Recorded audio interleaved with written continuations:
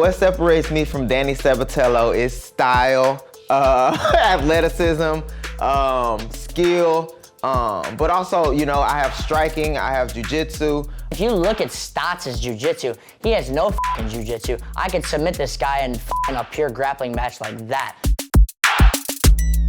I've never heard somebody brag about being a non-Division I wrestler to a Division I wrestler. I mean, he just sounds like a fucking idiot. I said this before, I think Danny's his whole game is a facade. I think he's very smart. He's a very smart one-dimensional fighter. He knows he's one-dimensional, so he creates a facade, he creates this illusion that he wants to do anything other than strike, you know? And he creates that because he only has one skill. You know, one thing I do believe in is mental warfare.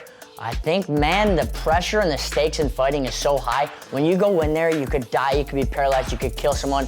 There's just so much that goes into it, so you already have all those weird thoughts going on before the fight. You add on to it that somebody wants to fucking kill you aside from the cage, then that's just a lot to fucking handle. This is probably the closest to personal that I can get, you know?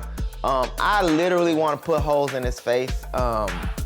And I can't say that about anybody else I fought, but nobody else I fought kind of came at me like he's come at people. I wanted to get in front of his head, and I definitely succeeded at that. If you go back and you look at his past fights, he doesn't really talk too much trash. Maybe it's a little silly, maybe a little fun in games, but not to the level he is now. You could tell he's a little bit more amped up now. He's not really too silly, and I know him in his fucking head. You have to fucking change when you fight Danny Sabatello. That's what you have to do with everything. The way you fight me inside the cage and outside the cage, you gotta talk a little bit different. You're gonna see two people who don't like each other get to figure it out in the cage, mano a mano, and we get to see who is just talk and who is ready to back it up.